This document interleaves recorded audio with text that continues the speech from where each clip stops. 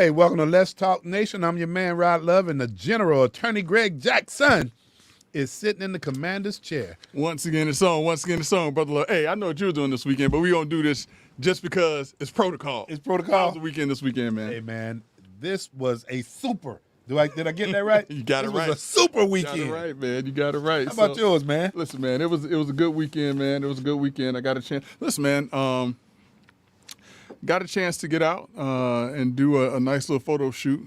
It was a take on, and I couldn't believe it. The model and her husband came through, and they had no idea what I was referencing when I said, and Brother Armando, raise your hand if you know what I'm talking about, but they had no idea when I was referencing Set It Off and Dead Presidents.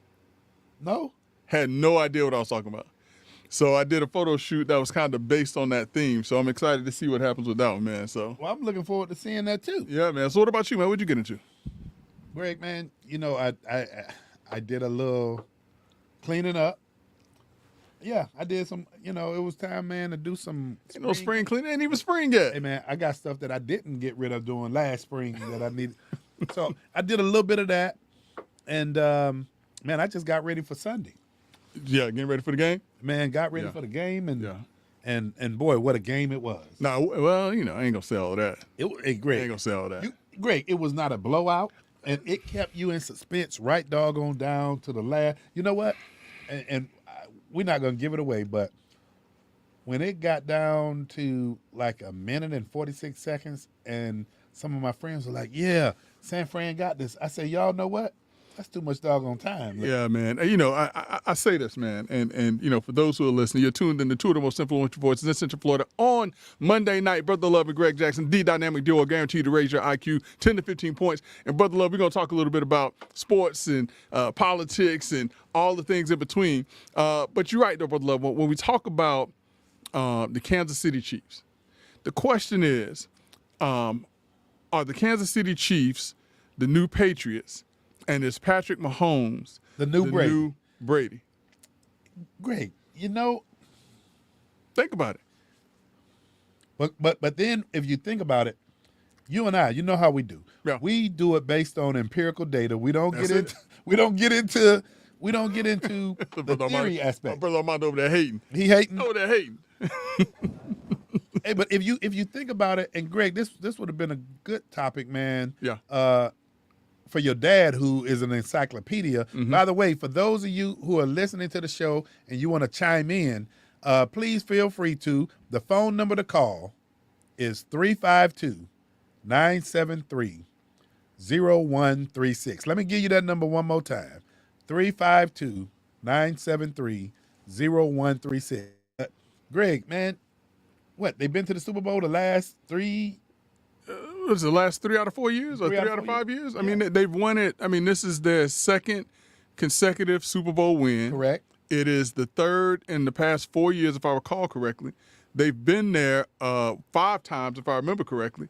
I think that it's fair to say, the Chiefs, under the leadership of Andy Reid, have embarked upon what some would call a dynasty. You're right. You're right. And Greg, since you bring up Andy Reid, now I got to go ahead and ask you this question. Yeah. Did you see on the sideline when I know what you're talking about. Kelsey? Yeah. I don't know, man. Was it a hip bump or? No, it was a grab. I know hip bump. He grabbed it. I thought he about to mug that man. He shook him, and he rattled Andy Reid because Andy Reid kind of Yeah. But I don't. I think it was because did Kelsey fumble the ball, drop the ball, whatever the case may be, and Andy Reid may have taken him out of the game. I don't know. And I guess He was. okay, Yeah, he just wanted the ball. Yeah, he just wanted the ball, and you know what? It's been a lot of receivers that have showed their disdain when they're not getting the ball in clutch situations, and they've handled it a whole bunch of different ways. But Greg, come on, man, you're the head coach. Listen, it worked. He started because after that he started getting the ball a whole lot after that. Think Hey, about you it. know what? You know what? I love to hear what Greg Jackson Sr. I like to hear what Daddy Jackson got to say about this because, man, he is a good player. Uh-huh. But Greg, come on, man. That's what no, you no, do? no, no, no. I'm gonna stop you right there, brother Love. We got to give credit where credit due. He is not a good player. He's a great player. This guy, listen, he is now a 3-time Super Bowl winning wide receiver. Tight end. I'm sorry. Yeah, my bad. Tight end. He is. He is a true leader on that team. He has been the focal point of that offense. And at a time when your team is down, because I think they were down 3-0 He made some at clutch, the time. a couple of clutch catches. Yeah. First And at that time, I mean, he's trying to get involved in the game, and I guess they're calling plays that put the ball away from him. He's like, hey, wait a minute, I'm still here. So I mean, listen, he rattled him. He got his point. And the other side, because you're right, I made him into an ordinary player when he's an extraordinary player. Yeah. And then you don't want to go out during the Super Bowl with, the whispers that you got shut down. That's right. By a cornerback that you didn't get shut down by. You're just not getting the ball. That's right. But here's the real story of the evening, Brother Love. The real story of the evening was the halftime show. When Usher put his hands all over Alicia Keys. And that right there, I'm wondering if Swiss Beats was on his way down the stairs. Or was he saying, this is showbiz, this is showbiz? I don't know, man. That's what he was saying, this showbiz. That's what he said. That's what he said. Oh, he's good with it? Yeah. All right, well, as long as he listen, as long as he like it, I love it. But great, let me ask you this question. What's that? What did you think about the show? Yeah. Oh, there you go. So, but let me say this. Let me say this, because I don't ever want to be accused of Greg Jackson being a hater. I like Usher's music. Okay. I think that Usher is a tremendous performer. I think that he has a tremendous voice. I think that all of the accolades that he gets as a performer are well deserved. So I don't want to make it seem like, oh, great. No, I really truly like Usher. But, Brother Love, when I compare last night's Super Bowl performance, don't get me wrong. Listen, they brought out the A, and I like that Usher did that because like I said, I grew up in Georgia for part of my life. So to see Ludacris, to see Lil Jon, to see Jermaine Dupri on the stage with Usher, I like seeing that because especially after the historic win by Killer Mike, also out of Atlanta, in L.A. This happened in Las Vegas. So I mean, listen, I appreciate that. But Brother Love, when I compare it to Dr. Dre, Snoop Dogg. Oh, I got you. 50 Cent. I got you. Eminem, Kendrick Lamar, Mary J. Blige. That in my mind is the Super Bowl halftime performance to beat in my mind. Now, there's a lot of folks may disagree, but listen, I grew up. I grew up listening to Al Green, and Al ain't gonna be doing no Super Bowl. You never know. Hey, you never know. Yeah, Jay-Z is the creative artist for the NFL Super Bowl halftime. So let me tell you something. If they put Al Green in the halftime show, the Super Bowl is going in the pot. Man, not Reverend Al. But you know what, man, and see Greg will have us hopping because I'm gonna say when Snoop Dogg started calling Charlie Wilson uncle. Yeah. And then you look at how relevant Uncle Charlie is now. Come on now. Yeah. Yeah, I mean, so listen, man. So, but don't get me wrong. The Super Bowl show was great. It was fantastic. I liked the performance. But in terms of what I like to see, my favorite performance thus far in recent memory, I'm sure it's been some other ones. Wait, I think Prince performed in the Super Bowl. He did. In the rain. Yeah, listen. So yeah, I mean, listen. That's Yeah, Michael. That's right, Michael Jackson. Well, they were talking today. I can't remember if it was the Breakfast Club or who it was, but they were talking about the top 5 Super Bowl performances, and they did cite Dr. Dre as one of the top 5. You, man. Yeah, I'm telling you. And you got Michael Jackson and Prince.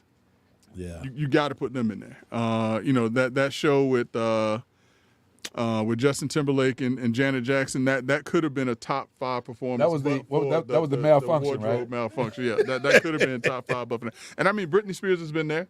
I wasn't crazy about Rihanna's performance, but I'm not really a Rihanna fan. You know what I'm saying? I'm sure for people who enjoy her music, that was it. But yeah, man, like I said, Dr. Dre, Snoop Dogg, 50 Cent, Eminem, Kendrick Lamar, and Mary J. Blige, you can't beat that. But you know what I love, Greg, and I can't let us lead a segment without saying it. Yeah. When you saw what Usher did with the people from the A. Oh, yeah.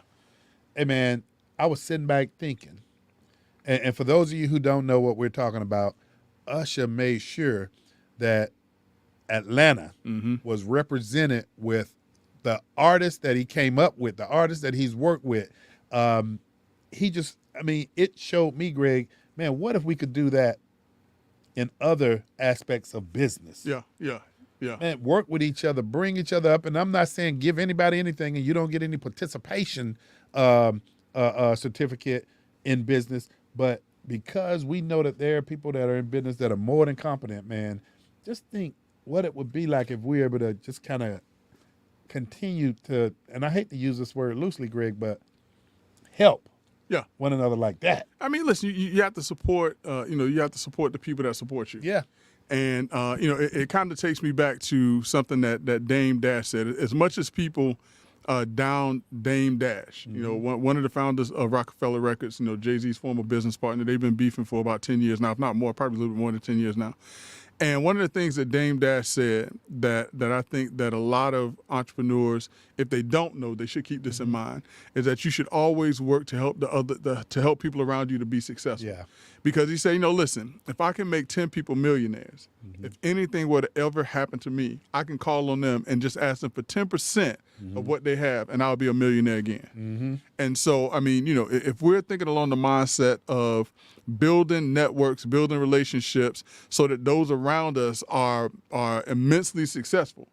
If anything were to happen, God forbid, you could always lean on those individuals that you've helped to become successful. And they have to remember too. Now, that's the other thing too, because a lot of times people have short memory. Loyalty matters. Yeah, absolutely. Loyalty matters. Absolutely. And Greg, Greg, how long have we been doing this now? Over 6 years 6, now. Yeah, over 6 years. And we have some folk, Joe, Quality Auto Repair. I thought you forgot. No, I didn't know. I didn't forget about Joe. And Joe's been with us, man, for a long time, man. You got Sean Cousins. Wait. What did he say? See, y'all. See. I think this is a conspiracy No, you because brought it up though. They break, I fix. Marcel. see, I know it's a conspiracy. See, Doc must have y'all on that. Doc, Hey, but no, wait. They break, I fix. Marcel. okay, y'all got me. Hey, matter of fact, since y'all got me like that, Doc, just run his commercial now. You might as well run his commercial. They break, I fix. Mercedes-Benz, BMWs, Jaguars and Porsche. Joe's Quality Auto Repair. I specialize in European cars. They break, I fix at Joe's European Quality Auto Repair. Located at 1240 State Road 436 in Altamont Springs. They break, I fix. Call me, mention Let's Talk Nation and bring your certified dealership repair quote. And I beat by 30%. Remember, they break, I fix. Call me at Joe's European Quality Auto Repair at 407-409-6040. Again, 407-409-6040. After they break, I fix. Joe's European Quality Auto Repair.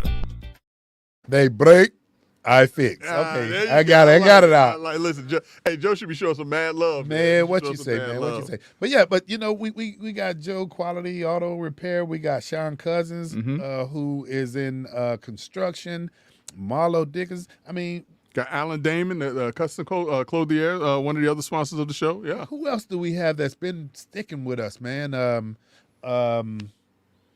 Oh man, the list is we better slow it down because boy, we start out. Yeah, they won't pay no bills either. They They won't won't pay no sponsorship costs. That's that. So, but I was joking with you, Brother Love, when I said I thought you forgot, because that was our segue, Brother Love. That was our segue. That was our segue.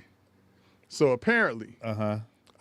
for those who've been following the news cycle, you all remember that President Donald Trump, that they said he had some documents at his Mar-a-Lago home.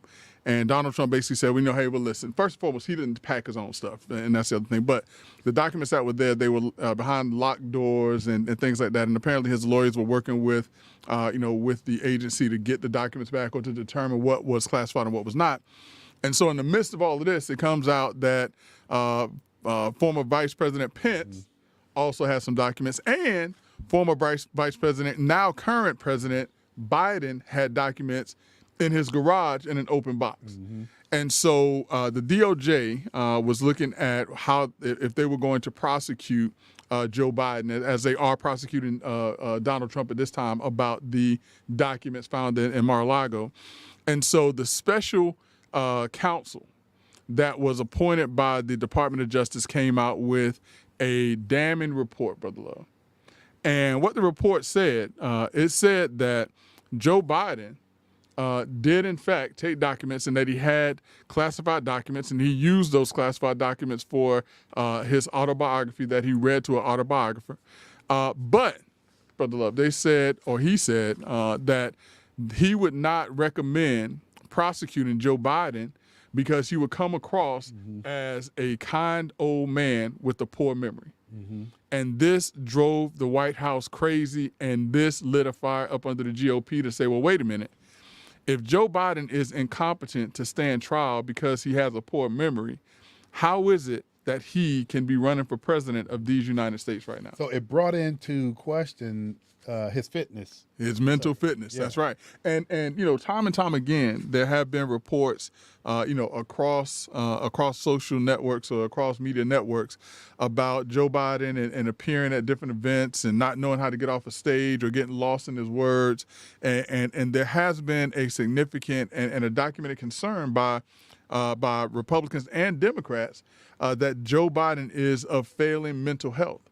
And even so much so that there's been some talk about the 25th Amendment potentially being evoked so that Kamala Harris could take over and say that Joe Biden is no longer fit to serve as president because of his age and his mental acuity. Great. This is, I mean, to me, and help me, man, if I'm wrong, but a double-edged sword. This is in part a defense. Right. And then at the same time, you have this individual running Yeah. for the most powerful seat, not the country, in the world. In the world. He is the leader of the free world, and there's a report now saying that he is unfit or incapable to stand trial. But this is the gentleman that is has been elected to run as president as these United States, and is currently serving as president of these United States. And that gives a lot of validity to all these different polls that are out there saying, I mean, and it's speaking to both candidates Right. as it relates to their age, Right. that they're too old to serve.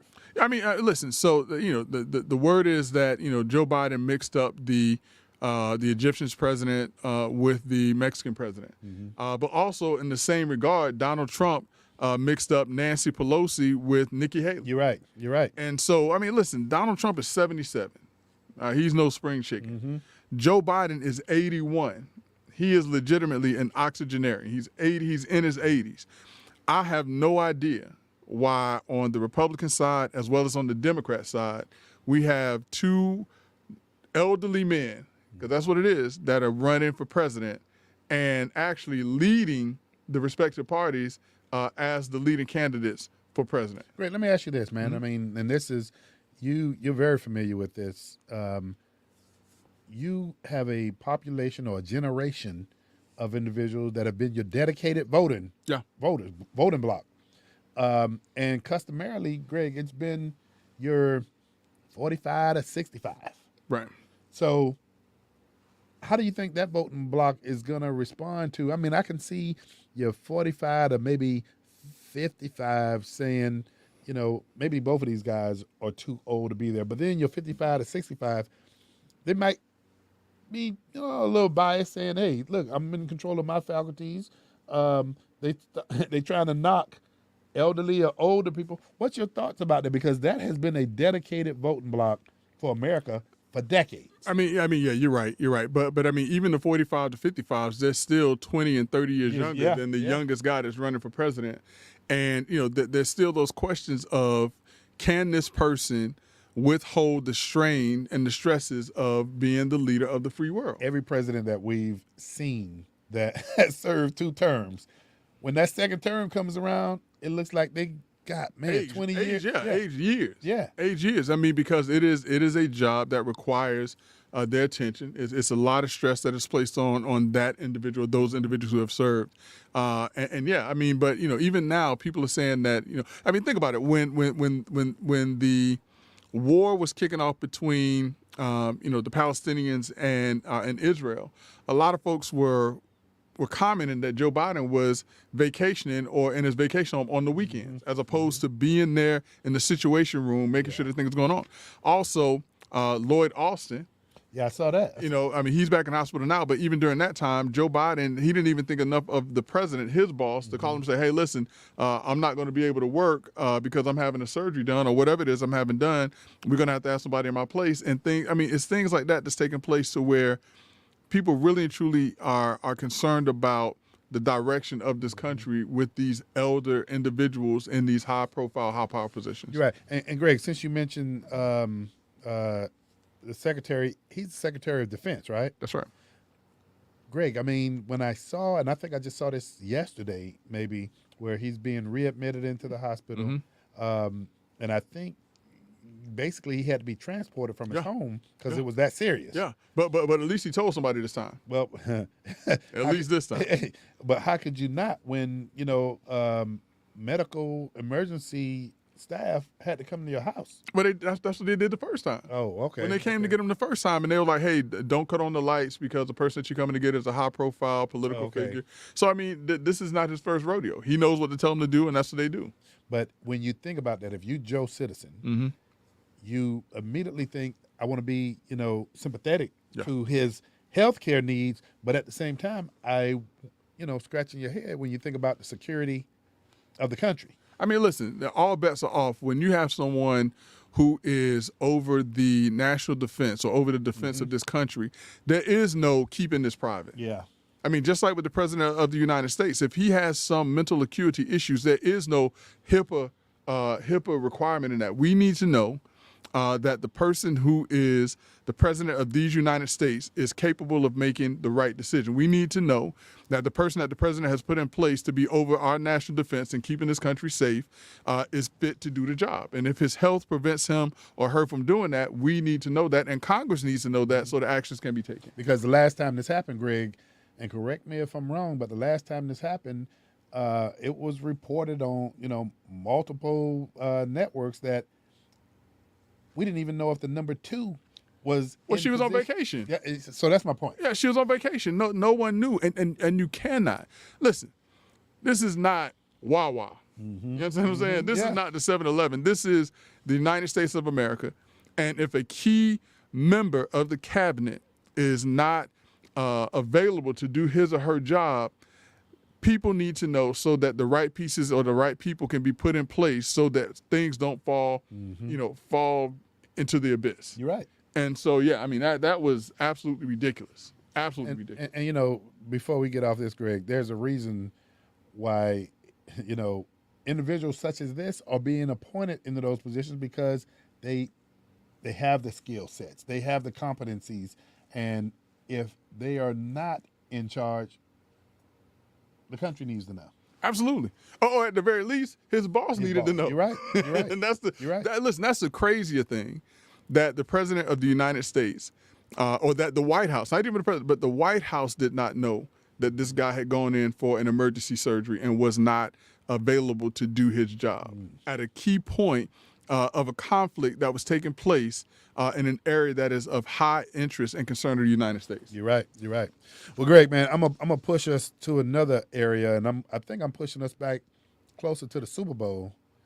But Greg, the Nevada primaries. Oh, brother love. What?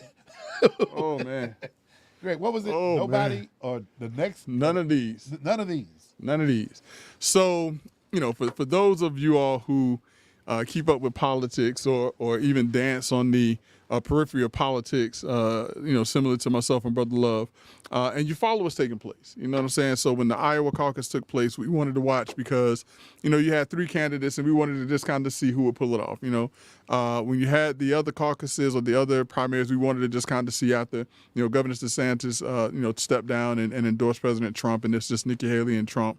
And so, the next big state to talk about or to be discussed was Nevada. And so something unprecedented happened, Brother Love.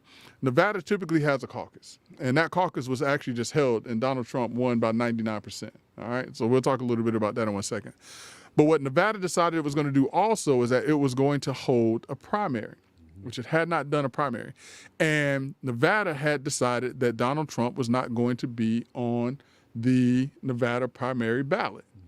The only person of prominence who was on the ballot in Nevada for the primary, which again, that is, they don't get delegates from the Nevada primary. They get delegates from the Nevada caucus. Okay. The only person whose name was on there of prominence was Nikki Haley.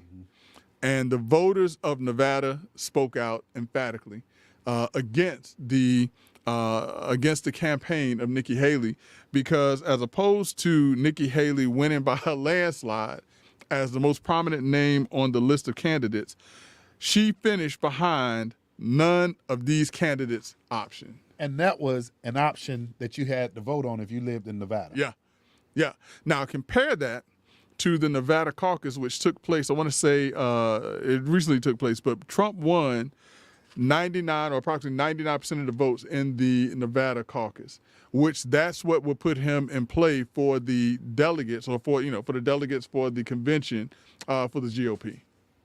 So Nikki Haley, and as a matter of fact, Nikki Haley said that she didn't want to be a part of the Nevada caucus. I remember that's how you get delegates. Mm-hmm. But she said she didn't want to be a part of it because it was designed for Trump to win. But wait a minute, the Nevada primary was designed for you to win, and you didn't win. Yeah, yeah. So this is getting extremely interesting as Nikki Haley and Donald Trump prepare for March 5th, which is Super Tuesday. Super Tuesday, okay. Yeah, Super Tuesday, which South Carolina is going to be a part of that Super Tuesday discussion. And Nikki Haley, Brother Love, for what it's worth, as a former ambassador who was appointed by Donald Trump as the former governor of South Carolina, she had better have a tremendous showing in South Carolina. But Greg, did you see any of the polling? I mean, right now that's her home state, where she was the governor, and right now she's not polling well at all. I mean, no, she's not. She's not, and it's this phenomena of Donald Trump. Mm-hmm. And I was having a conversation with two of my good friends on Friday, and John, I don't think you met Brother Hernandez yet, but Brother John Burns with aggression management and the work that he does. And so we were having a conversation because, one is, staunchly against Trump and the other is very sympathetic and understands where Trump is coming from.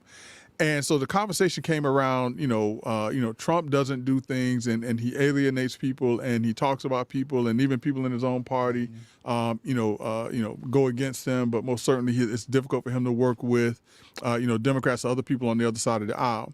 And as I'm sitting there listening to the conversation between my friends, it hit me, Brother Love. It hit me. So I asked them the question. And Let's Talk Nation, I'm asking you all the question. All right. This is where the IQ percentage that Brother Love and I work so hard to give you all comes into play. All right, Brother Love, you ready for the question? I'm ready. All right. You think Let's Talk Nation is ready for the question? They're ready for it. They're ready for it. In the history of the United States, all right, and let's say within the last 100 years, I don't want to take people beyond 100 years. As a matter of fact, I don't want to do 50 because it's not that many. But let's say, to make it interesting, in the history of the United States over the past 100 years, at what point in time have we had a president who never served in a political position? Ever. It'd be doggone Donald Trump. So when you have Donald Trump, and you are asking him to be and to act and to serve as a politician would, you're asking him to do something that he has never done. He won president of the United States as legitimately a non-politician that people selected because he was a non-politician. And so the unconventional way that he does things and things like that, and that's what I'm saying, let me play devil's advocate for a moment. Mm-hmm. Because you're asking him to do something that he's never done. Has he dealt with politicians? Yeah. And I would dare say, Brother Love, that as a non-politician that came in to look at things with a different set of eyes, there were things that have been brought out and things that were brought out that I believe was helpful for the country. Now, here's something that was helpful for the country, Brother Love. During the time period that Donald Trump was president, how often were you concerned about North Korea, China, or Russia? You weren't, and I'm going to tell you why you weren't. You weren't because I think those countries sat back, Greg, and they said, we don't really know who we dealing with. Exactly. You see what I'm saying? It was like, we don't know this guy. Yeah. Is he crazy enough to do the stuff that he's saying? And at the very least, we need to respect the craziness Yeah, of who this guy is and not make any moves, because he still, despite what you think about him, he still holds the office as the leader of the most dominant military Right. and the most dominant world force, that we have currently Right. today. You know what, Greg? Something else to your point, though. The fact that he's never held any type of governmental office ever. There is something that he has been in the limelight, Greg. Shoot, I don't know how many decades. I guess it's all relative and it matters. This reality TV, and he knows the sensationalism or the degree of sensationalism that push people's buttons to get them to talk about him. Absolutely. Think about all the free earned, what is it called? Earned media? Earned media, yeah. That he got when he ran the first time. Right. And then the news networks started saying, we're going to refrain from doing this the second round because we thought it was just entertainment before. Right. But that entertainment got him into the kitchens, the living rooms. And into the conversation. Yeah. But here's the other thing too, though, Brother Love, as the other part of it, because I continue to challenge them, as I'm going to challenge Let's Talk Nation right now. At what point in our history, the moment that a president took office, immediately there were calls for him to be impeached? I can't recall any. So think about, so when Trump has this chip on his shoulder, Brother Love, I think that he legitimately has a chip on his shoulder because from the very first day that he stepped into office, he was ridiculed, he was talked about, he was told that he was not a legitimate president, he was told that he should be impeached, and he hadn't even served a single day in office. Now, I'm not saying that, and I have to always tell people this, I'm not saying this as a supporter of Donald Trump. What I'm saying this as is, did the American media, did the Democratic Party and those of us on the Democratic side of the aisle, did we really give Donald Trump a fair opportunity and chance to serve as president, or was he attacked from the beginning to where he had to go on the offensive from day one that his presidency started? And our engineers say both of those, but the other side of it, Greg, which I've said before, man, if you look at some policy stances,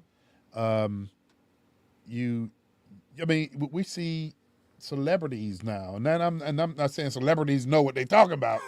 I'm gonna absolutely Most say times that they don't. But man, when you look at some of the things that are taking place now, and I hate that we always got to point to New York and California, because it's not taking place here in Florida. But $53 million. Oh man, to give individuals, not individuals. Say what it is. Immigrants, Not undocumented. immigrants. Okay, say you got to say what it is, because we have people that are immigrants that came the right way. Yeah, you're absolutely correct. Undocumented immigrants, man, and then you have folk that are out there that are United States citizens that are struggling, That have served this country, that have served this country too. in the military honorably. And so, one day you get 50 Cent who says, hey, man, maybe I need to look at an alternative to this if we're giving away $53 million of taxpayer money in gift cards to undocumented immigrants. And then what took place earlier during the year, Greg, what was it, about $100 million paid on hotels? For the hotels, yeah. And listen, Brother Love, we're not talking about just hotels. We're not talking about come on in motels and red roof inns. We're talking about luxury 5-star hotels that literally guests either were not allowed to come into the hotels, or they were displaced from being in those hotels to allow illegal immigrants who were brought to New York to have a place to stay. Greg, I think one of the things that... And and Brother Love, that's on top of the school that was shut down. Oh, yeah. So, I mean, listen. To provide a place Yeah. for undocumented immigrants to reside at. And so those hardworking taxpayers that were sending their kids to public school had to have the kids homeschooled for a week. Yep. And I just don't know how Mayor Eric Adams, how he does this and come back and justify it. And I know our executive producer, Doc, can cue this up, but I think one of the things, Greg, is that the media and it's platforms like ours that are having these conversations. But I think when the conversation is being hidden, but you see and you know that this is taking place out there, and Doc, I don't know. I know I'm surprising you with queuing up the guy. I think it was New York, Greg. It was New York. He was out in Central Park. Law enforcement was there, and he was really upset with the fact that he works 40 hours a week, and he's still finding himself homeless, and he's not getting the benefit of what he sees. Mother, there's too many of you crying. Brother, there's far too many of you dying. You know we've got to find a way to bring some loving here today. Yeah, Father, we don't need to escalate. You see, war is not the end. Y'all don't give a fuck about the motherfuckers that was born and fucking raised here. Oh, Y'all what's raised the going fucking on? rich so fucking high. What's going on? Yeah, what's going on? Can't afford to live here. Oh, But y'all what's gonna bring some going other motherfuckers here? Oh, what's That going doesn't on? fucking add up. What's going on? It doesn't make no Yeah, fucking what's sense. going on? None. Oh, None. what's going on? I'm fucking homeless. Oh, what's I work going a on? full-time job. 40 What's hours. going on? Yeah, what's going And can't on? pay to live here. Oh, what's going How on? the fuck are y'all gonna bring somebody else here? Right on, baby. Right on, baby. Don't make no fucking sense. None.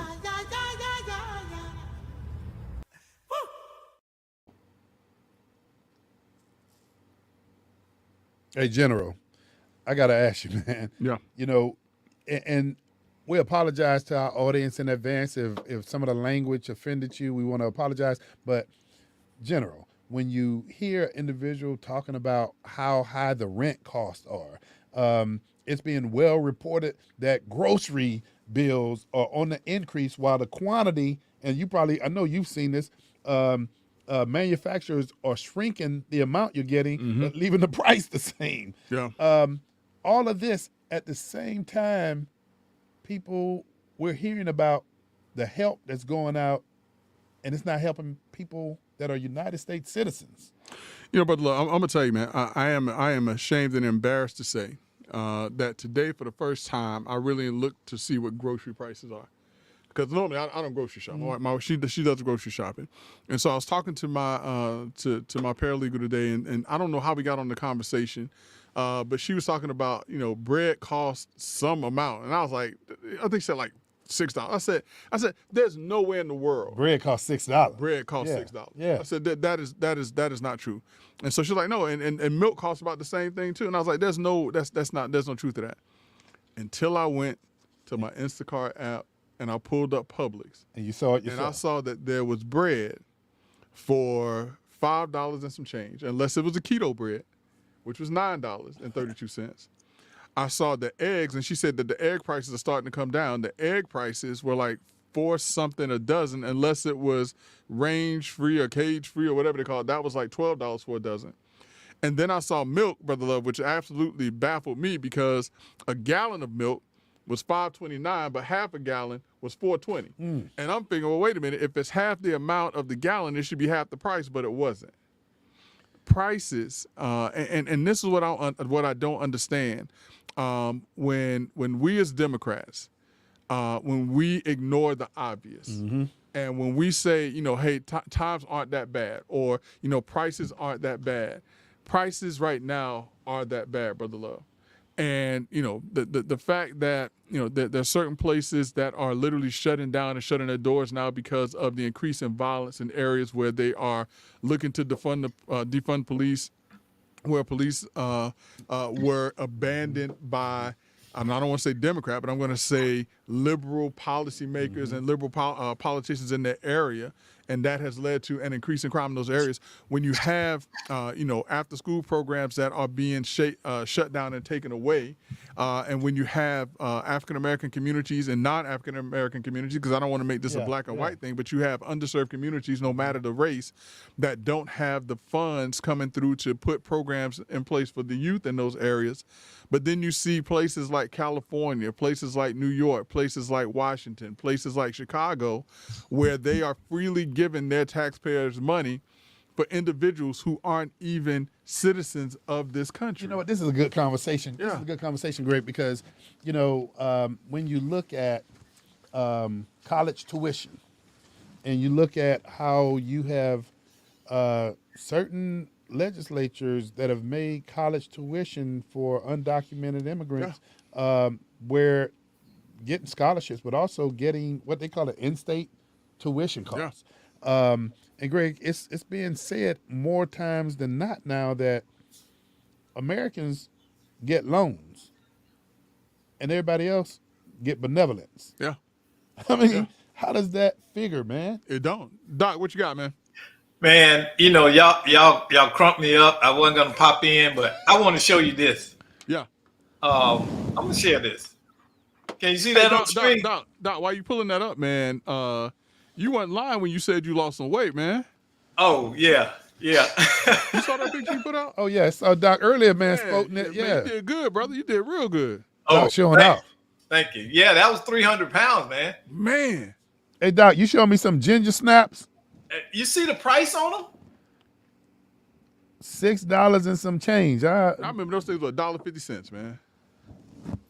And let me tell you, and we talk about eating. That's one of my only little snacks, right?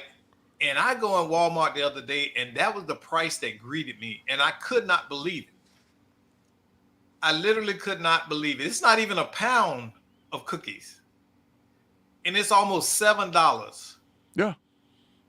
And this it's ridiculous. Hey, And like but Greg you know said, what? But you know what? I'm gonna go back to you and Greg, to the extent that, and I don't have to mention, I don't want to drudge this up, but we've had some politicians that have run for office, and there were questions that weren't asked while they were campaigning, and then those questions subsequently came out after they got in office, Right. and everybody was like so surprised that, man, an obvious question that was never asked during the campaign. So now I think some of the questions that need to be asked, no matter what level of government you're trying to run for office at, is what is your stance and position on undocumented immigrants in the community? Because we see so many, and I got to say, man, and the good thing is here in Florida, while we're telling everybody come and enjoy the American dream, we're saying go the right route.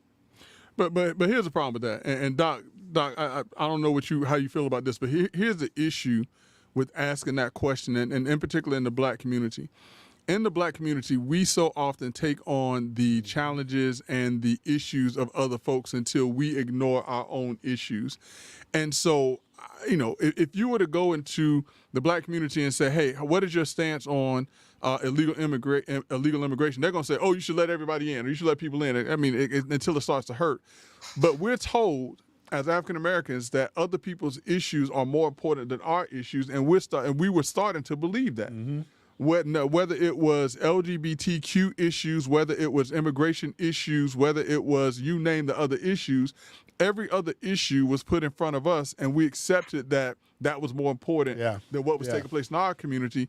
And so when we look up and we see we're not getting funding for school programs, we're not getting funding for sustainable businesses in the African American community, so much so that when certain banks promised that they were going to put a certain amount of billions of dollars into the African American community, they never did it, and they weren't held accountable for it.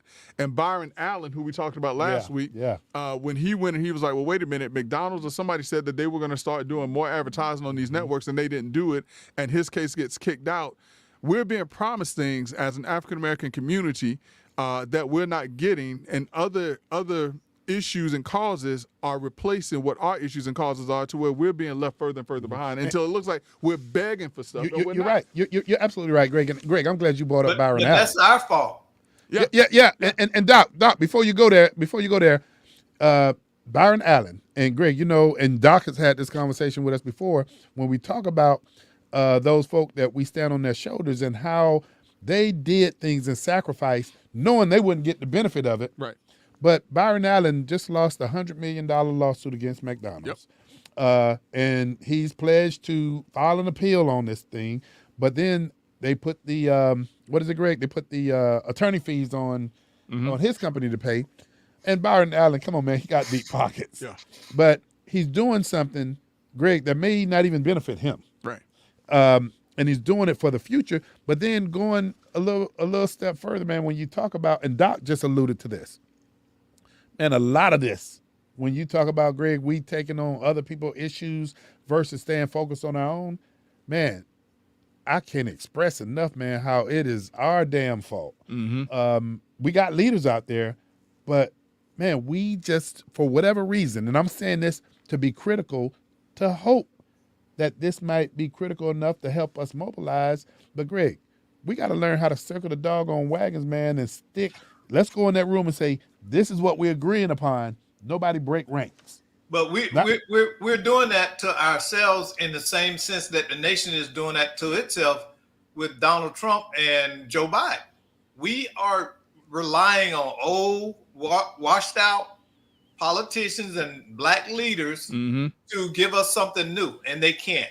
All they can do is the same thing that they've always done. All they're selling is hope. They're not selling any tangible, concrete progress. And it's like this. If you hope for, this is why and y'all ain't got to agree with me, but I have to say that this is why I don't like the song "We Shall Overcome." Someday. When is someday? Hey, Doc, General, how do you sell hope and you maintain accountability at the same time? Are the two intertwined?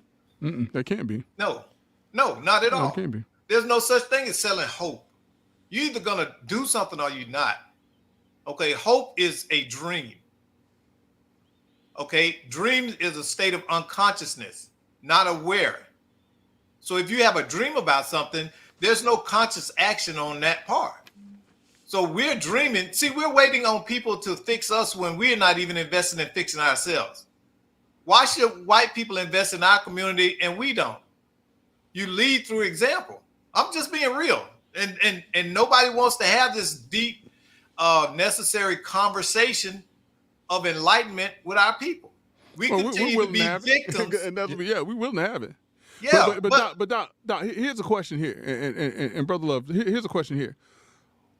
How would it affect black people? All right, I don't even want to say the black community right now. How would it affect black people if we stop saying we have black leaders, and we judge ourselves accordingly like other races, and we did things for the betterment of society in general? Because I think one thing that kind of holds black people back is that we say we have black leaders who are speaking out and who are doing things on our behalf. But really and truly, are they doing that? And I'm not, this is just a rhetorical question. I'm not saying this about anybody or any, but I think that here as black Americans, we too much are looking for a black leader to tell us what we should do. Yeah, you're right. Right. And that's a Messiah complex. We're looking for that person to lead us, like Moses leading us out the desert. And we've been sold that. Okay, remember, throughout our history, we've always had spokespeople in the African American community who spoke. W.B. Du Bois, Ralph Abernathy, Martin Luther King, Marcus Garvey, Marcus Garvey. All these people were emissaries on behalf, and we allow people to treat us as a monolithic people. Yep. You're right. Well, Doc, let me ask this question, and Brother Jackson, this goes to you as well. Yeah. We often have to step back and do I don't know if they call it a post-mortem on ourselves based on things that we've done. Greg, I got to tell you, I'm very proud of you and I. We partnered with some leaders in the community, and I don't know if this was 2018, 2019, or I think when George Floyd incident took place, and we was able to message the issue that we needed to come together as a community, and this was targeted to the African American community, and we were over at the Crown Hotel, and that's the Crown Plaza. Crown Plaza. Greg, how many people did we leaders? How many leaders was up in that It was hotel? a good number. I can't think, but it was a good number. Yeah, Yeah. over 100. Yeah. And But- we had the conversation and discussion about what we needed done. We also cited the promise, the pledge about investment in the Black community. And Greg, it was something I had never seen before, man. We had those leaders in the room. They were getting up and everybody was kumbaya, circling the wagons. Now, fast forward, because I'm willing to take ownership and responsibility. Greg, you and I, we were able to put that together. I don't know how. It was just God behind us. And we had Bishop Derek McCrae, man, who continued to lead the charge. We had Glenn Galzine. Where did we tail off, or where did we go wrong? Because that was a strong movement. Everybody was singing. I'm raising my hand. I want to answer that. Let me answer that. Go ahead. I'm going to tell you where you went wrong, okay? The first thing you said, we got to come together. See, and this is the trap that we fall in. We have this belief that we have to be on one accord and move in sync with one another as a monolithic people. So we're teaching that idea of being monolithic. We got to come together. When are Black people going to come together? We don't need to come together. We need to agree what are the issues facing our community, and then we need to attack them all at the same time, but in our own separate ways. We all got enough ideas. So everybody don't need to be under one tent. What's harder for you to kill, a swarm of bees or one bee? But Doc, I hear what you're saying, and I'm not countering it, but that forum was a forum where we had a bunch of different ideas, but Doc, you're repeating the pattern. You're repeating the pattern of behavior and action, Rod, that has not, in the grand scheme of things, has not produced very, very much progress over the years. I'm a child of the 60s, and they've been singing "We Shall Overcome" someday since I was a kid.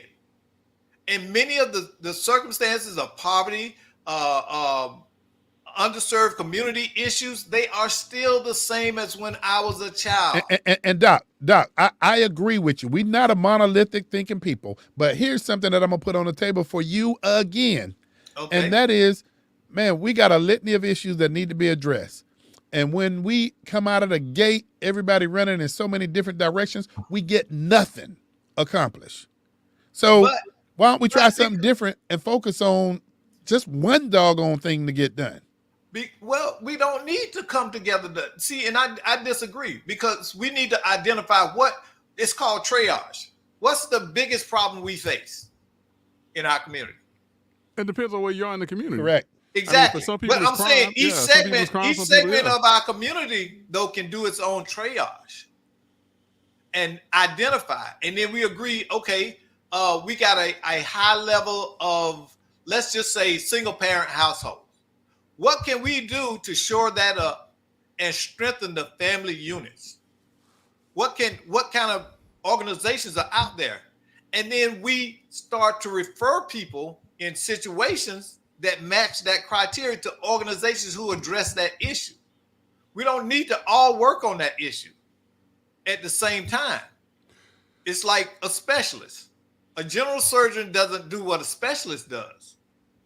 We've got Hey, Doc, we've got to understand that. This is what I'll say. So Doc, I think you and I are speaking the same language, but I think we kind of tail off in one respect. I don't think we should be looking for a Black leader.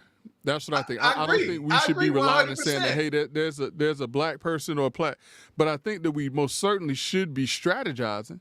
I think that we should come up with issues that we can agree upon, that we can work together to get done and figure that part out. But I don't think that it should be something where we just rely on one person to be our spokesperson to do that. But we most certainly If we have because that's basically what you're saying. We have to find a specialist to do X, Y, Z, and that's what that's that not group what did. I'm meaning. That's not what I'm meaning. I'm not saying we have to have a specialist. What I'm saying is, okay, if you and I have an after school program, we don't need to be in the same school. I'm not saying What I'm that. saying is, huh? I'm not saying that though. No, but I'm saying this is not what I'm saying. I'm saying that we have this idea that we a process of coming together. What does coming together look like? Define when we come together, what are we coming together for? Well, for that What part, does coming together look like in our community? What Okay, does that mean? Greg. Okay, go ahead because this is a good question. No. I was going to say because in that regard, when we came together, it wasn't coming together on a single issue. It was coming together on what things do we need to get done in our respective areas. How do we come together and make sure that we're supporting what the other's doing, whether it is by deed, whether it is by making sure that you're in the right in the right audience at the right table. But you're going to be doing your thing. But if I can assist you in getting those things done, then that's what I'm going to do. Okay, but are we identifying what are the critical issues, the most critical issues that need hands-on first? Well, I can tell you. I can because- tell you. That's why you had so many people at the table. Yeah. And I can tell you that's why we had those people at the table. And and you know this goes back far enough, Greg, to where I done forgot half of what we talked about. But I do remember a couple of the priorities were economic development was one. And then when people say economic development is so broad and wide, what do you mean? Well, we were talking about those small businesses that are in communities that have a track record. Where's the access to capital for those small businesses? That's right. And the promise had already been put out there. So that was one of the issues. The second issue that brought us together was an issue relative to criminal and juvenile justice issues.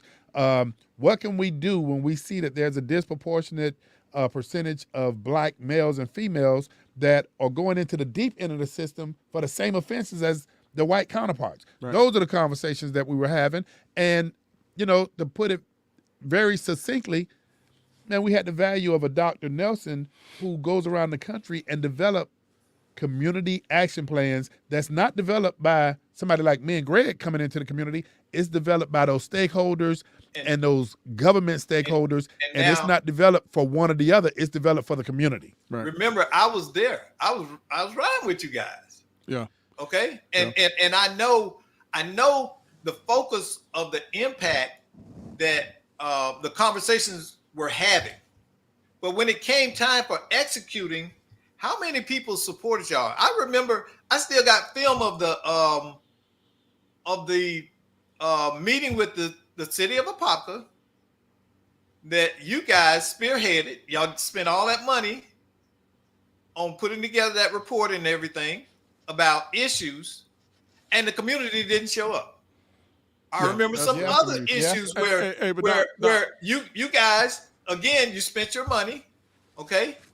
You contacted certain people who were willing to come in and do some development in the community. You wanted the community input.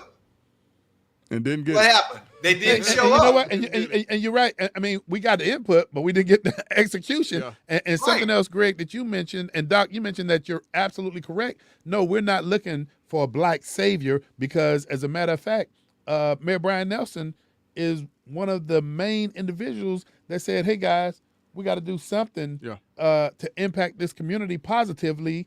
And, you know, man, I tell you, I hate that it went off the rails. But, Greg, Doc, I got to come back to this point in place, and y'all help me. But, man, we do a piss poor job. And, Greg, I don't know if me, you, and Doc, if we can look back on our actions or inactions post-mortem to say, what could we have done better? But just my critique of it is, man, we got to figure out how do the black community mobilize and circle the wagons. We have forums, and we might have forums that set up for 50, 60 people, and I mean, the problem is this, though, Brother Love. A lot of times when people come to these forums, they bring their own issues and their own agendas, and they don't want to set Exactly. those things aside Right. for the betterment of the whole community. And so when they realize they're not going to get what they want, or when they realize that they've got what they want and that they can leverage that to get more of what they want, then they leave the group. they're not. This is the relationships we were talking about. Remember, You're right, taking you're it full right. circle. We were talking You're about if I build 10 millionaires, if something ever happens and I go broke, I can become a millionaire again. We have individuals that come to these groups with their own agendas, and they forget that Right. they're there to be a part of the greater good, so that if one Right. falls behind, that they can lift the other ones up. You know what? Exactly. With 10 seconds hey, left, I- with 10 I can- seconds I left, can- Doc, we I got can- 10 seconds. Hey, Greg, we're going to leave on that note because I don't know, man, what we got going on next week, Hey, but we on the airwaves, so we can get off when we want to. Remember that it's our hey, Hey, hey, so it don't matter if we go over, right? You trying to get slick? This ain't WOKB. You know, it's so- We ain't gotta go nowhere. but you're absolutely correct, man. I mean, Let's have the no for a minute. Let's have this conversation because it's necessary. I'm not trying to throw because I would love to hear feedback on our thoughts because that's where it begins.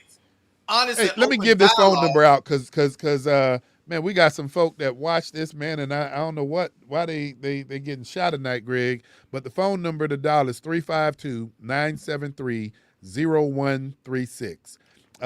Join us for this conversation because, as you can see, my two comrades are lit up on this one. But listen, though, it goes back to the question that we always ask when someone is running for political office: if they don't win, whatever happens. What happens to them? You're right. And it's Exactly. the same thing. When these people come to these meetings, when they don't get what they want, what happens to them? Mm-hmm. I mean, if you're really and truly in it for the community and for building a brighter future for the young people around us, then you're not looking at it where if I don't get what I want, I ain't coming back. I'm not doing this. I'm not doing that. You're What right. you're doing is just sticking it. It's just like, how can I help to further, building up a better community? And it's unfortunate that a lot of folks, when they're coming through, they're not doing it for the right reasons. Yeah. They're just not. And you remember know, now, I've been riding with y'all a long time, and I know some of the clowns y'all have had to encounter. Okay, and these people, they are par for the course, the model of what we're talking about. They're with you because they have an agenda, Yeah. and once they can't control everything, they break off, and now they attack you. And You it's not, supported their Doc, dreams. it's not even if they can't control things, because in some circumstance, when they are able to walk through the doors that we have helped them to open, they forget who opened the door. yeah.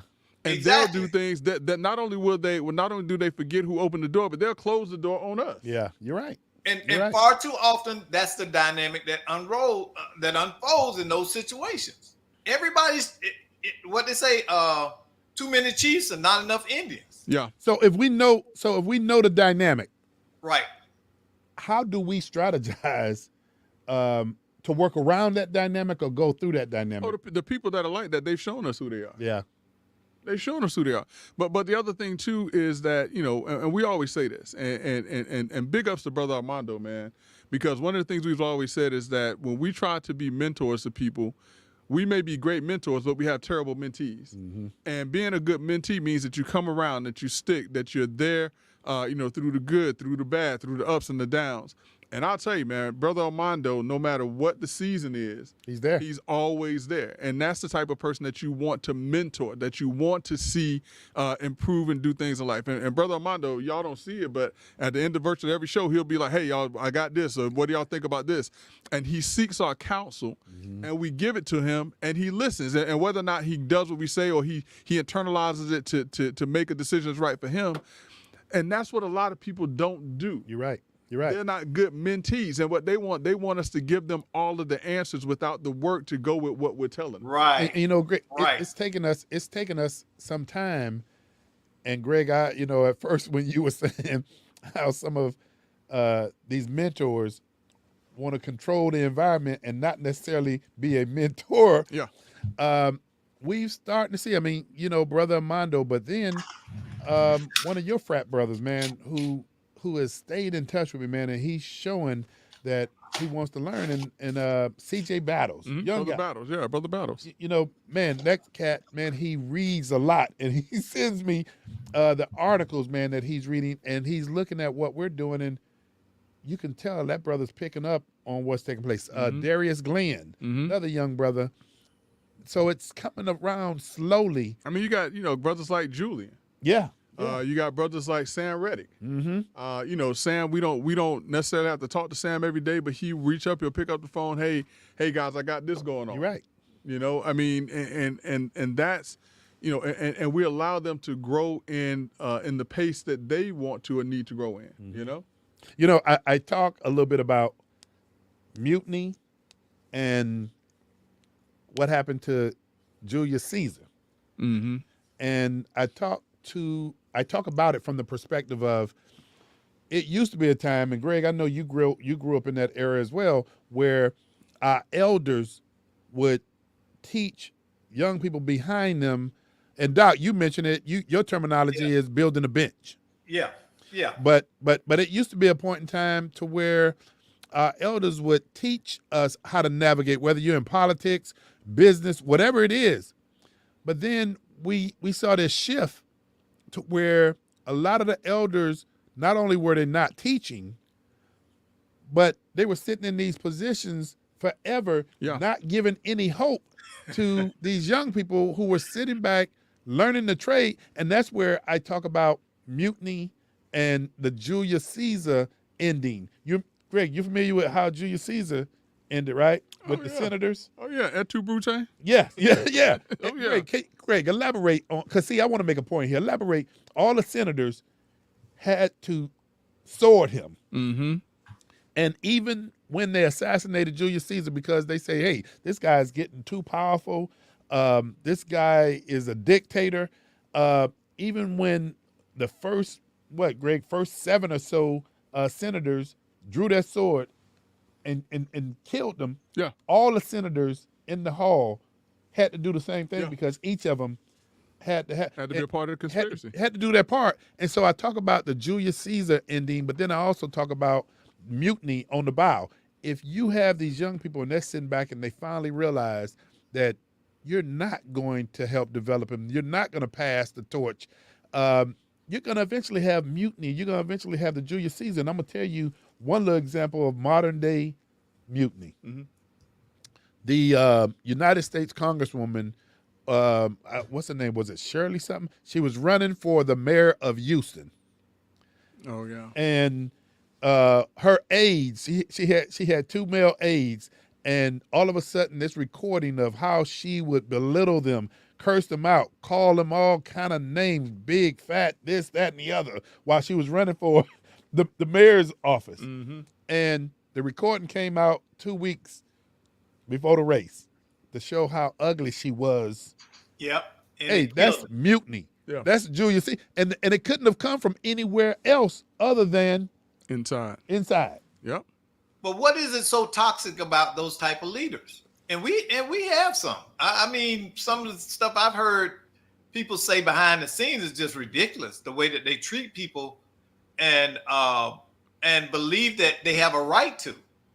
This is a problem in leadership. The one thing I learned from the U.S. military is train your replacement. That's how you get promoted. Yep. Mm-hmm. You train your replacement. If they see that you can train your squad, your group, your team, then that moves you up. Now we know that you're a leader. You're not trying to stay in that position forever. There's no harm in training your replacement. That's a promotion.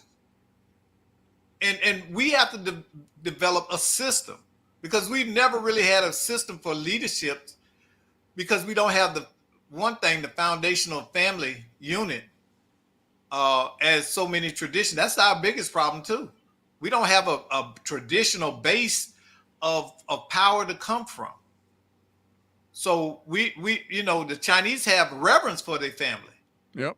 And for the elders, Hispanics, the patriarch is the head of the family. I don't care how many generations.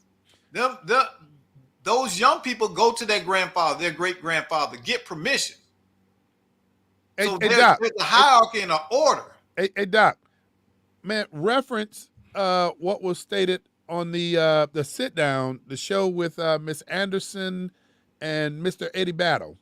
One of the words that continue to come up, and it's something that you, Greg, and myself have been doing for quite a while, and that was simply exposure. Exactly. And far too many times we don't have our children exposed to things that they need to talk about. And like I told you in that section, I didn't get financially literate till I was in my 40s. Yeah.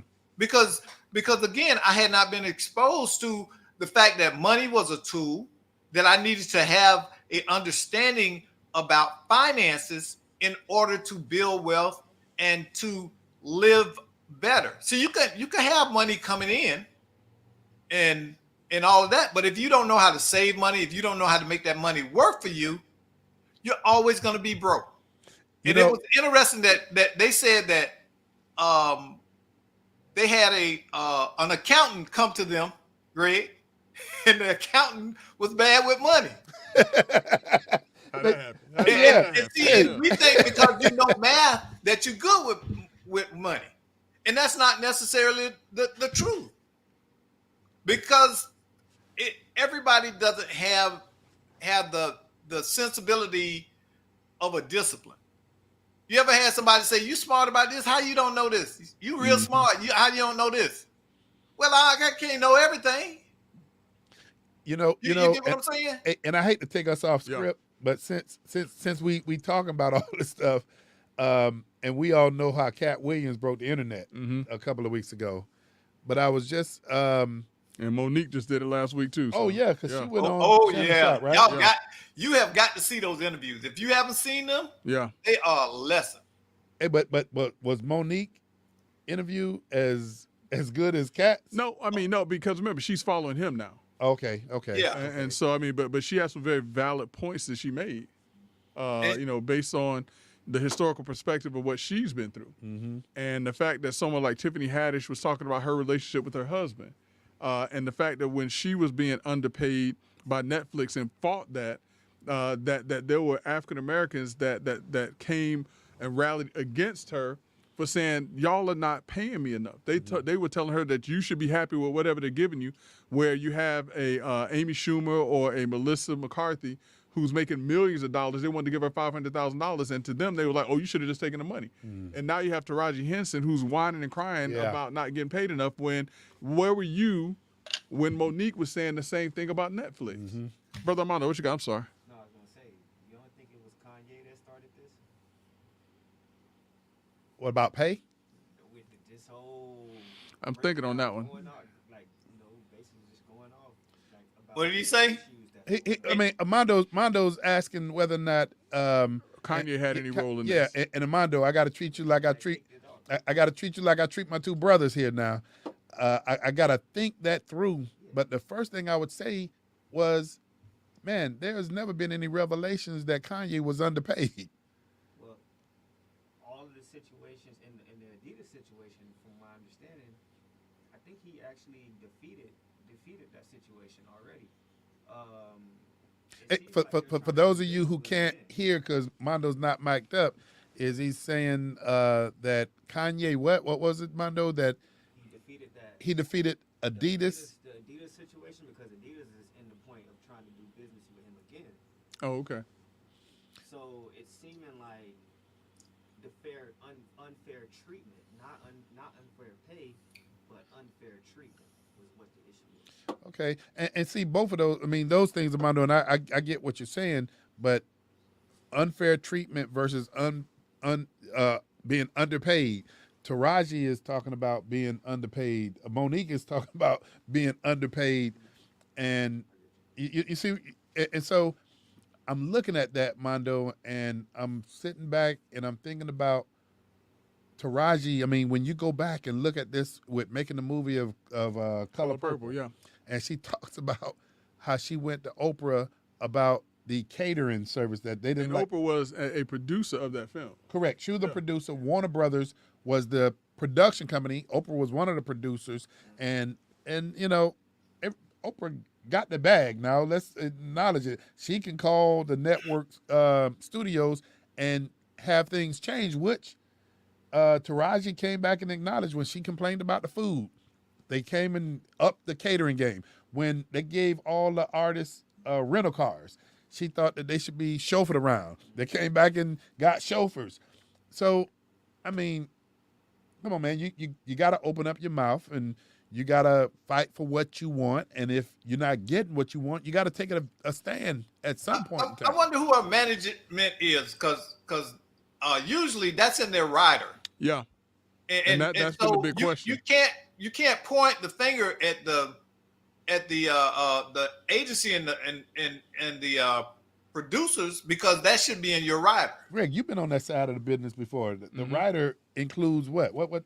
I mean, just what the needs of the artists are, the things that they're going to have in order to do their job. And the thing about the driver that they were asking for, it was more so of a security issue as well. Okay. Because if these actors or these entertainers are having to drive themselves, there's a liability issue if they have an accident, but also if they go into an area because they weren't shooting in the best area, and something happens to them because they're robbed or something like that. There were certain issues that, quite frankly, I think that the production company should have known about that. So yeah. And a lot of the conversation is going back to those artists. I mean, I was talking earlier about circling the wagons, man, and mobilizing. When they brought the point up that Kevin Hart, this was when your boy Cat Williams was lighting up the internet, and there was another comedian that was at the same restaurant that Kevin Hart was at, but he didn't have them deep pockets, so he wasn't sitting at no exclusive table. He said he was sitting off in the cuff. Kevin Hart saw him, came over to him and said, "Come on, sit at my table." He's in the comedy business. And he says folks saw him sitting at Kevin Hart's table, and he started getting gigs. That's the same power that Will Smith had, or maybe still have. I don't know. I ain't seen him in a while, so I don't know. So, man, it's about us not being shy about putting your best foot forward. And again, I'm not saying do it based on you looking the same as another person, because I've had people that don't look like me that have been a godsend for me. Yeah. But here's the thing. That right there, Rod, that's what we need to teach too. Yeah. Because a lot of black people don't understand that. The majority of white people don't have a problem with black folks. They really don't. And I always tell you behind the scene by who's mentored me and stuff. And we've got to stop putting our crisis on other people when we're responsible for ourselves. Yeah, our people have went through some things, but that doesn't mean that you have to allow it to be your legacy and live, and that's all you live for. We've got to teach our kids how to navigate and compete instead of being victims. We're teaching victimhood now. That's the number one product that we're producing, and it's not working well for us. And Hey, let me we have the lack of progress that we do as well. Hey, so let me lay this out for for all of y'all. Dave Chappelle. He was a little quiet on the Cat Williams deal for a few days. Yeah. And then he came out and he said, I love Cat Williams. I mean, he acknowledged. He said, I love Cat Williams. He says, man, Cat, you are a artist. He said, you're a great artist. And, Dave Chappelle, man, very cranial. His humor is, he knows how to deliver a line. But when he came back and said, Cat Williams is one of those artists that comes along almost once in a lifetime, he says, Cat, you are the man. But he says, man, we know you know how to paint a perfect picture of people. But why is it that you just painting all black artists with this imperfection that you're painting? And the way he delivered that is he was delivering to say, man, everybody you naming look like you. Is there been anybody else that's in the business that you feel has never treated you right? And haven't heard anything from Cat Williams yet. You got Shannon Sharpe talking about he waiting to catch Mike Epps. Oh yeah. Hey, so tell why he's waiting to catch Mike Epps. Well, apparently Mike Epps did a comedy show either this weekend or not so long ago, and he basically made the comment that that Club Shay Shay had reached out to him, which they hadn't. He actually said he reached out to them to come on the show, but he was like, he didn't want to go on the show because Shannon Sharpe told him, put a wig on him, he looked like Medea. And so here's some other stuff he said that I will not repeat. But it was actually pretty funny. But Shannon Sharp just kind of took issue because what he was saying, it's interesting because Shannon Sharp was like, look, call me gay. I've been called that before. And all that sort of stuff. He said, but, don't take my brand and tarnish my brand. And lie on, yeah. You know what I'm saying? And so, so Shannon Yeah, he Sharp said said he didn't. that it's on He didn't site. even ask him to come on the show.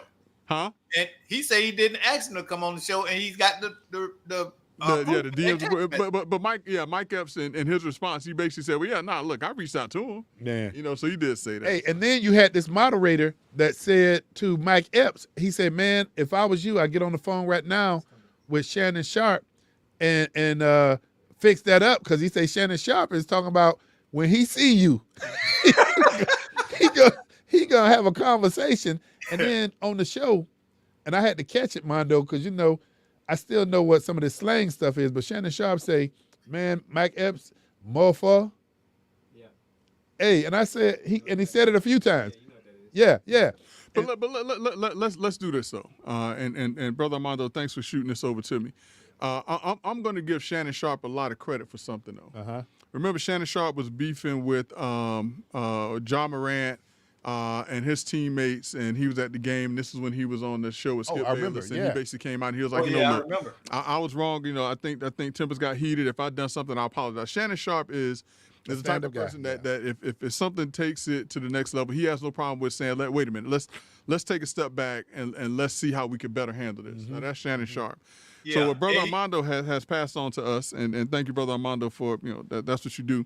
But apparently, Shannon Sharp has put out a message, a text, or an Instagram post, and he says that Unc, which that's what he calls himself, and the real Mike Epps have decided to have a man-to-man conversation in Indy at the NBA All-Star Weekend to discuss our differences.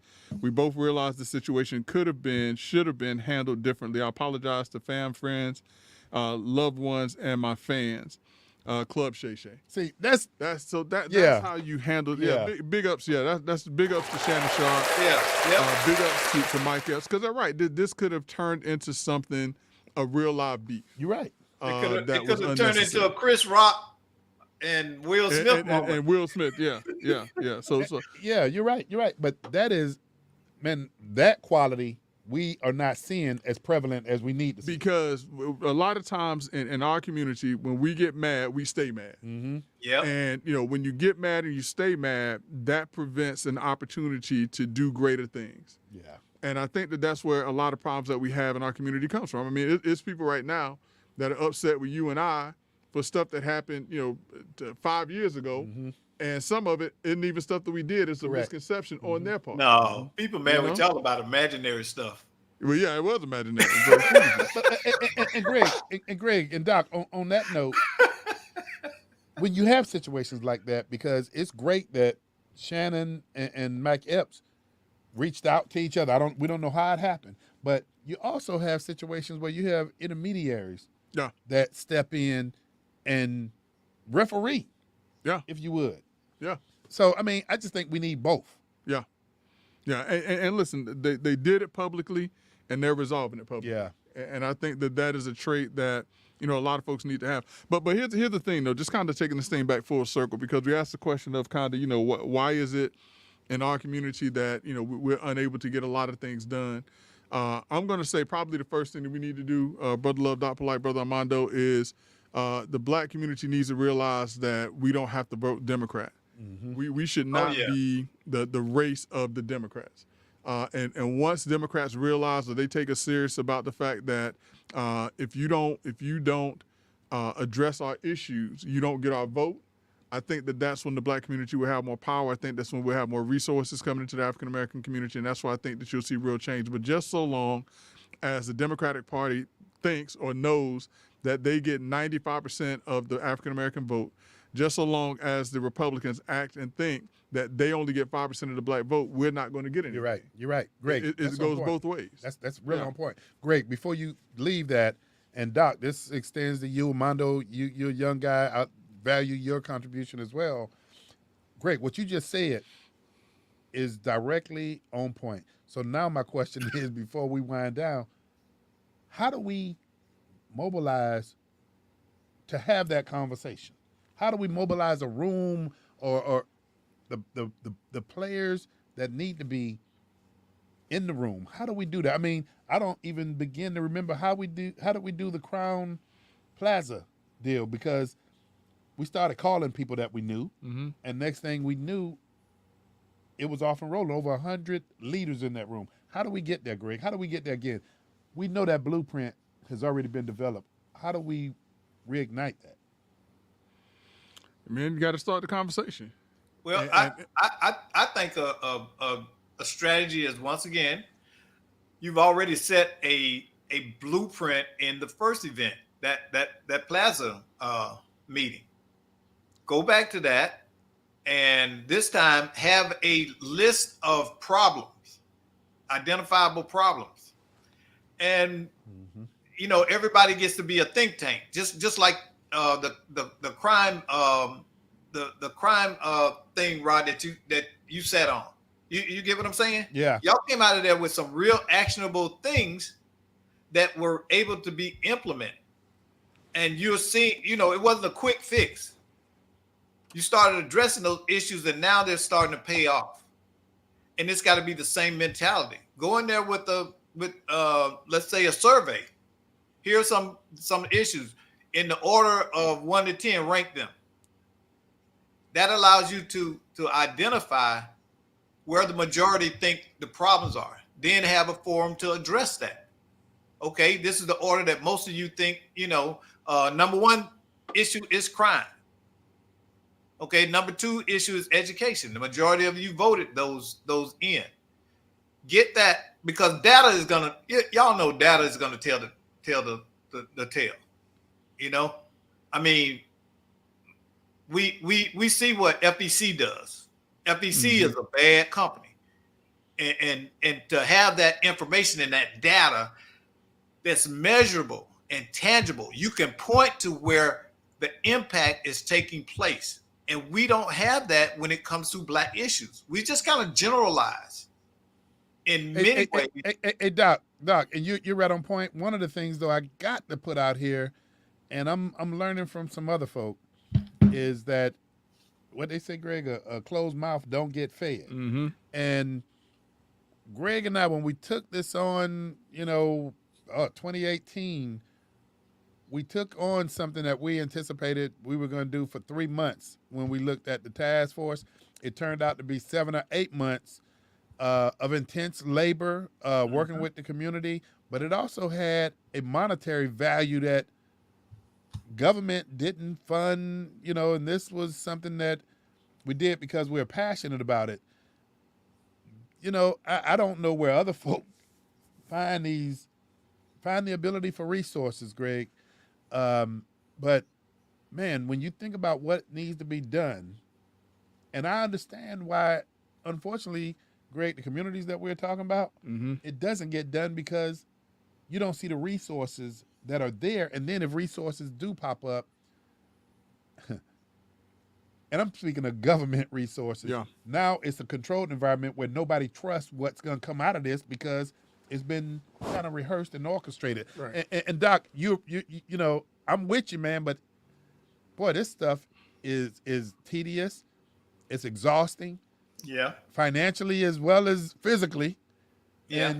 And shoot, man, we But had the that's why you luxury need a of bench. Just imagine if you, Rod, had a team and Greg had a team, and those teams back y'all up, and they were able to continuously apply pressure against these issues every day, all day.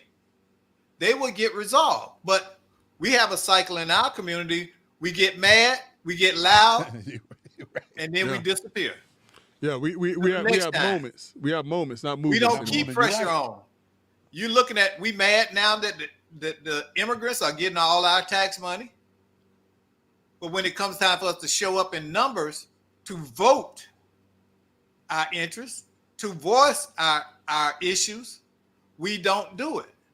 And if you don't care about your community, why should somebody else care about it? I don't expect people from Winter Park to come over in Pine Hills to clean up that community. They don't live there. Greg said something earlier that was really profound, and it's sticking on me, and that is to have a forum where it's open dialogue, but I think one of the central points need to be to say to black folk, hey, you do not need to put all your eggs Yeah. in a Democratic basket. Yep. You make yourself more valuable when these parties, if you would, see that you're viable to both parties. Mm-hmm. But I mean, Hispanics have done know it. why The they do Asian it? community has done it. Everyone has done it except for the African American community. And because Democrats know that they can rely on the majority of African Americans to vote for that party, our votes have no longer have the power or the influence that it should have. It does not have the power and the influence of the Hispanic vote. From the standpoint of Hispanics, whatever their issue is, if they have issues, those things are taken care of and they're heard and they're addressed. You're right. And you know what? Some of the conversation that we've had before, and I'm going to go ahead and say it, is that when I have folks say to me, Rod, Republicans don't care about me, and then I ask the question, well, have you ever gone and sat down and have a conversation about what your issue is to look at if your issue can be resolved? Yeah. And the answer to that is more oftentimes they have no. not. They have not. You know, I saw an interview the other night, and they were talking about this. It was a celebrity, but the thing is, he said, at least with Donald Trump, you know what you get. Yeah, you're right. He said, at least with Donald Trump, you know what you get, and you can, and when you know that, you can plan against that. He said, but when you being told one thing and the whole agenda is a lie, it's hard to combat that because you moving forward with the assumption the person is going to do the right thing. Well, I tell you fellas what, y'all took us to another interesting conversation, and I know it should open up some doors. Brother Armando, hey, keep up the good work because that information you sent to Brother Jackson, I mean, that's powerful, and I think that was a teachable moment. I mean, I think Brother Armando allowed us to be the first ones to report that Nick Saban had retired as a coach You're at right. Alabama.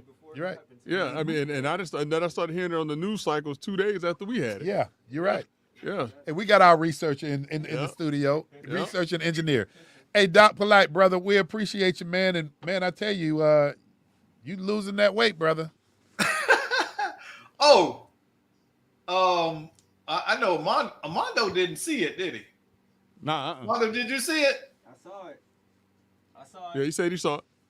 Oh, yeah. Y'all, that's me 15 years ago. Hey, Kudos. Dang, there he is right there. Look at him. woo. Yeah, good job, man. Yeah, you ain't That's a lying. Good job. You ain't lying. Hey, well, fellas, we gonna close this thing on out, man. Next week, same time, same place. Brother Jackson, man, I tell you all this. I've been telling you for 6.5 years.